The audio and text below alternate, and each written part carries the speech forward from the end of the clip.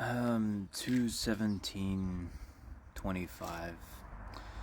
Looks like a lot has happened ever since I last posted. I know I always say that, but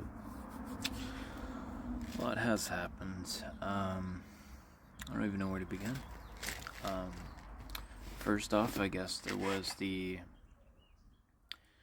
pirates that have come through Genesis, and they're just all going through Genesis slowly but surely, just destroying everyone's structures. I know groups like the Void Hounds and other groups in the area, they're just completely exhausted fighting. Um, and then that leads me on to my next thing, that Initiative started to war deck the War Deckers in defense of the miners, and that's been there's been a lot of progress with that. I've been seeing a lot of groups freak out just by the mere presence of Initiative showing up in their war. So that's going on. I also see, like, on Reddit, a lot of people are, quote, bat phoning Initiative too for their defense. I mean, I guess it's all good content. All while we wait on the developers to release actual content. Also, in my wake of this whole pirate skirmish in a Genesis, I've decided to create a alliance called the Genesis Conventions. And honestly,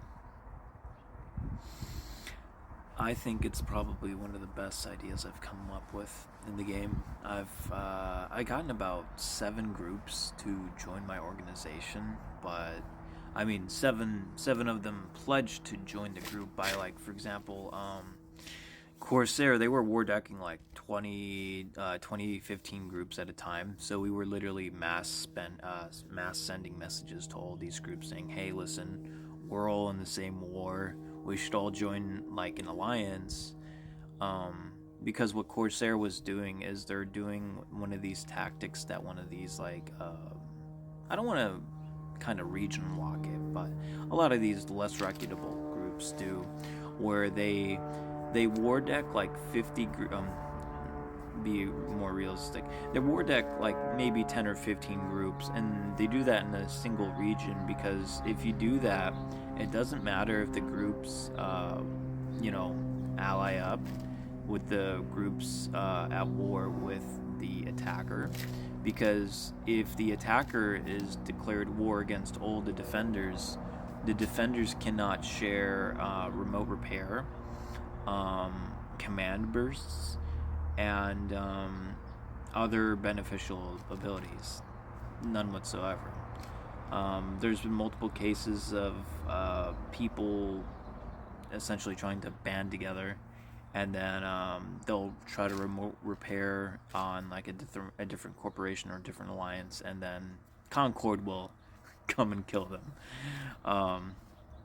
So it's really interesting, the mechanics. So we thought to circumvent all of that, to just have everyone join the alliance, so then we can all, like, command burst, repair, the whole shebang. But it looks like realistically, I had like 8 people pledge to join the alliance, but it looks like through either demoralization or basically people now finally hitting that learning curve. Because most of these corporations were people who've been playing the game for like maybe 2 or 3 years, and they decided to first put down a structure, and then they put down their very first structure, which was probably a moon puller or whatever. That's what our guys said.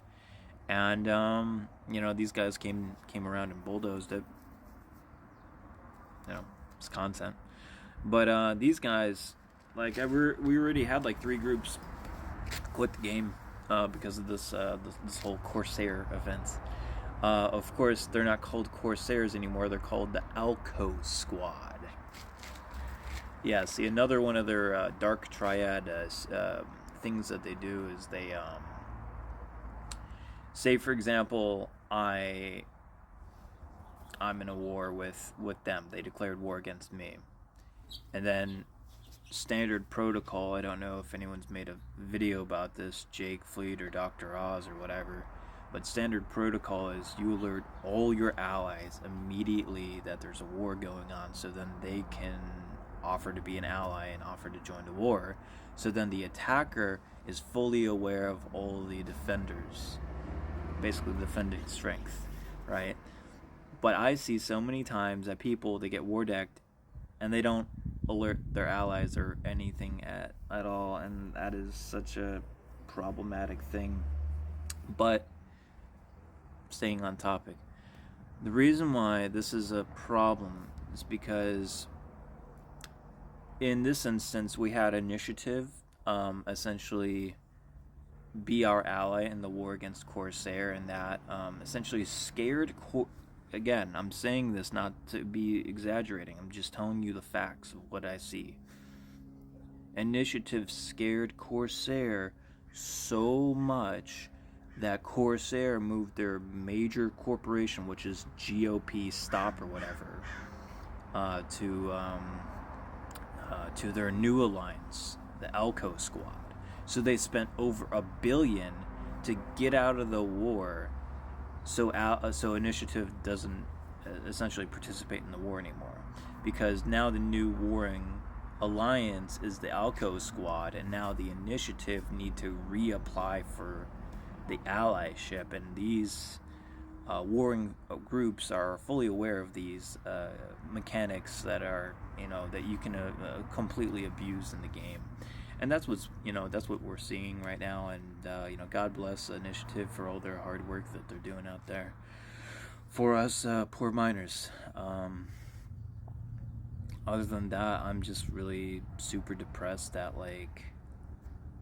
the developers, they came out with a roadmap, and I don't know if I touched about this in my last video, but it's just so content barren.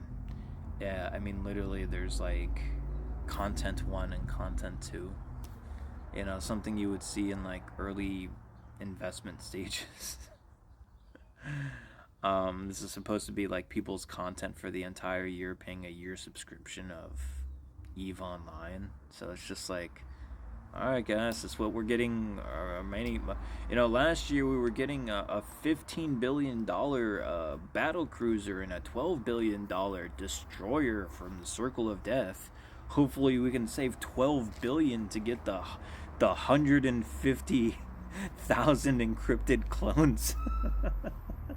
Or even better yet, maybe I can save up $20 billion and get a Lancer Dreadnought. And it's these developers are man, I wonder why these alphas aren't playing the game. It's because you're not making any content for the alphas. I mean, games like Pearl Abyss from Black Desert, they're fully aware of this aspect. You can't keep on releasing level 70 content for people, or for example, you can't be releasing content for people who are gear score 900 when the average person has a gear score of 500. You just can't do that, because then it's just going to be locking them out of content. Bungie found this out in Halo 3 when they're oh man, we don't want to lock people out of not playing Lockout, so they gave everyone Lockout for free. This is nearly 20 years ago, guys. We figured this out. So all you gotta do is just make content for newer players. So if they release, again, one of these ridiculous ships like an Avalanche or a Cenotaph or a Lancer, it's just where's the ships for the alphas? I mainly recruit people from the new player area, and I have to tell them on a yearly basis, yeah, there's nothing for you, alphas. Better look next year. And then people wonder why they don't stick around. But anyways, that's all I gotta say.